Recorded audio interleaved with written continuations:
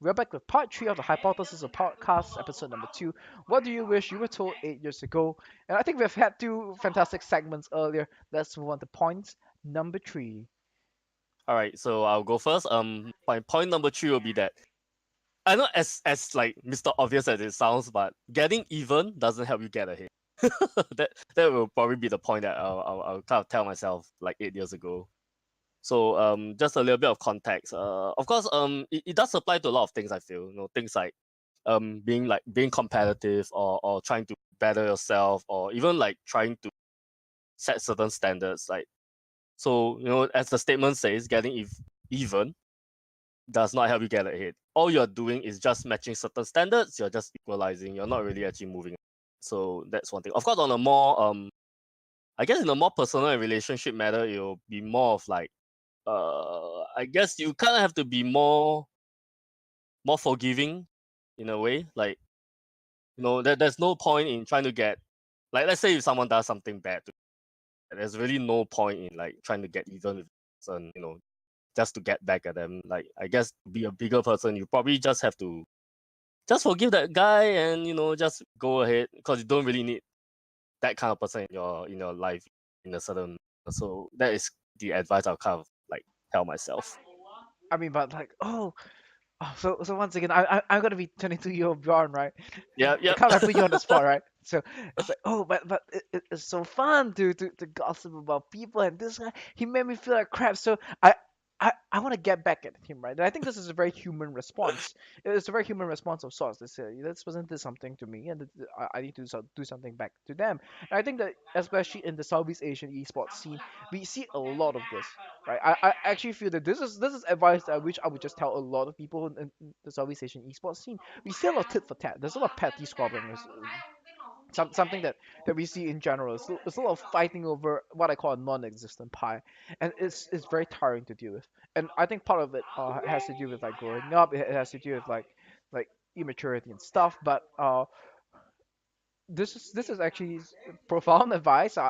You called it off this, but I actually find this rather profound because it's just something that's a little bit missing, especially in an environment where collaboration is so important and there's just so little to gain, and people always just trying to get even because they feel that somebody got an unfair advantage over them and stuff like that.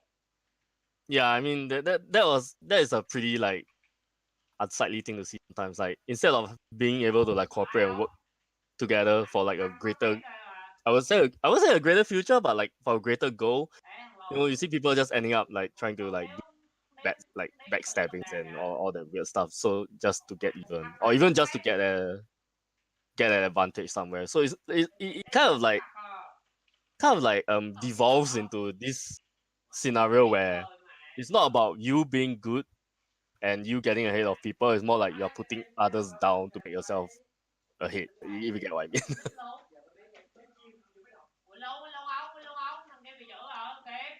So it's a well, I just realized that's probably a lot of noise in my background just Yeah, now. yeah. That's why I paused for a while.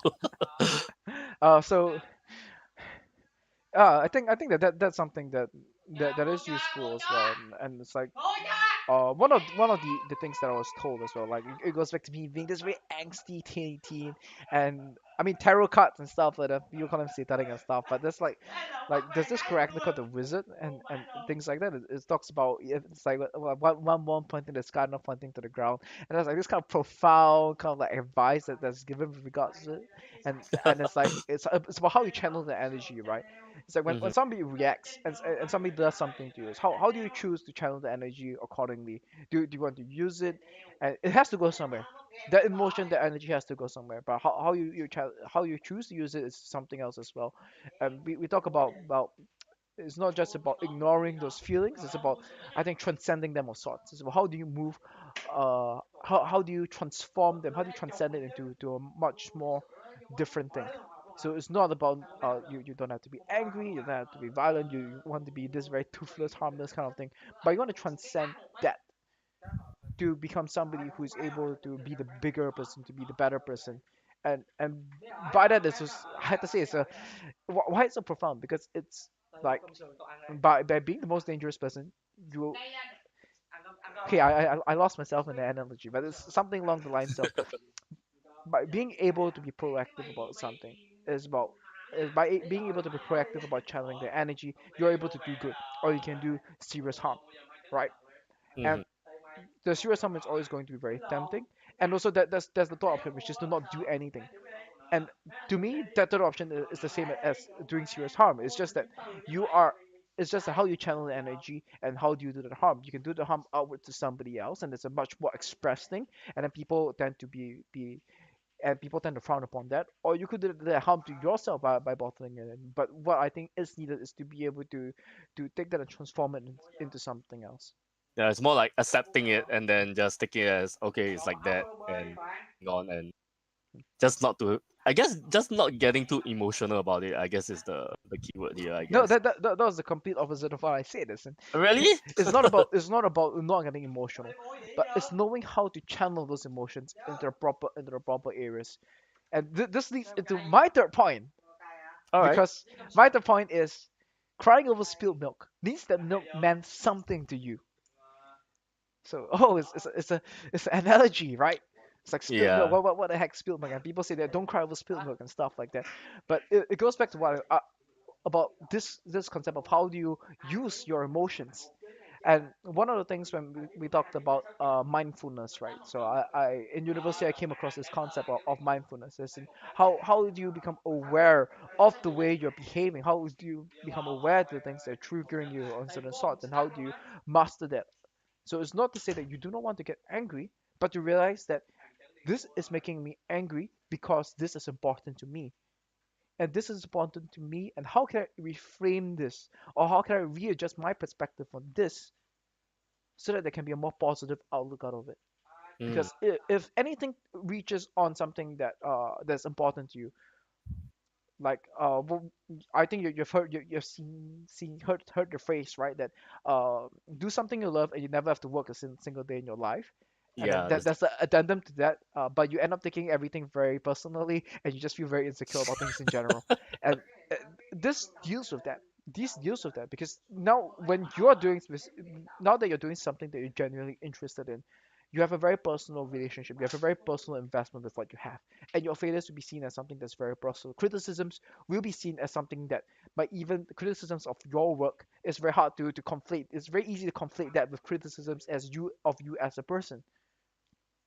And this is why I had to say that you it's important to realize that what's important to you in life, and if something can make you feel sad, if something can make you feel angry about certain things, it means that these things matter to you, especially sadness. I mean, anger is one level of it, but sadness, for sadness to be triggered, that requires a different, it's a very visceral response for sadness to happen. Because I think in today's age of new media and stuff, like the frustration and anger kind of like becomes the default. It's like, oh, this internet, the Wi-Fi, it's down. This rotating circle in the center of the screen. That's anger, and it's like you could say, yeah, the takeaway from that is like Wi-Fi is important to you, but that's not the most important thing to you in the world.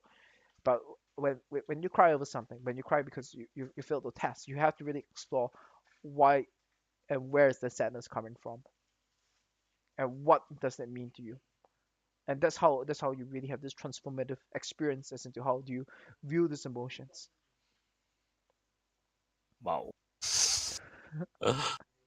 Yeah, that kind of struck quite hard. Now I think about it. Yeah, especially like the sadness part. I mean, yeah, it just really meant that a lot, right? I mean, anger is just like a very responsive anger, but sadness sometimes feels like it's a very it's like something that's built up over time. That's the feeling I get. No, I actually kind of cheated on this one because this was advice that was given to me when I was like in scouts when I was like 13, and then Mm-hmm. we had like this like knot tying kind of thing. It's like in the basic scouts, then you have to tie like these six basic scouts knots. We were shown it once and things like that. And I like went to NUS high school math and science, so like this expectation is like, oh, these kind of like analytical stuff was like right on my ballpark. Went on there, I did a test, I couldn't do it. right? I went there, I was like, oh, the first one, I Mm. was like, okay, tie the thumb. Well, I think this is the first one. Is the thumb not even part of it? I don't remember, right? It's like you had to tie the clove hitch. You needed to do. I don't remember the names already, but Mm-hmm. I still remember how to tie the knots to this day, right? Those six knots, the sheep shank, the bowline, those were two of it. The what was the thing they used to secure a rope to pole, Oh the one yeah, they I know what you're talking about, but do this, okay? I don't If know there's the name. any scouts who are down there, please don't blame me for this. But holy crap, right? That was a very traumatic experience for me. So I couldn't do this, and I just cried over it. But because of that, and I went back to it, and this was the advice that my scout master gave me back then. You're crying over this because this means something to you, and it's not that you are bad because you couldn't do this. And he said that he actually had this very transformative experience, because I always reflect back on this and how do you transform a pit. So I was in a very big pit then back then. I was like, holy shit, this is the largest failure in my life. It's the first time in my life I couldn't get something right. Like before that, it's like my math test, like 98 out of 100. That's a failure. I could only do 2 out of 6. That wasn't even 50%, right? And that was a very new experience for me. And as a result, the way he flipped it for me, and he said that he knows that this matters to me, and he actually like just provided direction for me and says that, okay, this is what you need to practice. And as a result from there, because I was also in a kind of a new school of sorts, that was like, so after the scout master left after 1 year, we didn't really have anybody to teach us like the advanced scouting material. But when it came to knots, when it came to all the pioneering, which is all the rope tying and stuff like that, I became the expert on that because of that one experience that I had, and I was able to look upon those experiences, and it wasn't necessarily about tying knots, but it was about this sense of validation of, an accomplishment. Now when I look back at it as a at twice the age, is about the sense of it. But the fact that there was this experience, and that I have to realize that this is something that identifying identifying emotions and wielding them appropriately can be a very powerful force, and not just yourself and in the people around you as well. People have always this very negative view towards anger and sadness, but I do think that these are two things that are very normal parts of the human psyche, and these are two things that we have to wield accordingly in order to influence people for the better and influence ourselves for the better once we get to sort of master these emotions. And mastery is not the suppression of it. And I guess mastery of it kind of like gives you a lot more empathy, right? Because you get to understand why like other people are feeling that way, and therefore you won't be going like, why is this guy kicking such a fuss over like the smallest? Well, Yeah, I mean, it just is that there's something out there that matters to them in some way, right? So, but as I said, there are different orders. So, so anger is a lower level order. Sadness is a different level order. So, when yeah. you see somebody being sad, I think that this is probably the next step where probably something close to them happened. When we talk about sadness, it's usually relative, something Yeah. along those lines, or maybe somebody's pet and stuff like that. But I think that wraps it up for this week's podcast. Let us know, what do you wish you were told 8 years ago, and if any of our advice was helpful to you. Cheers.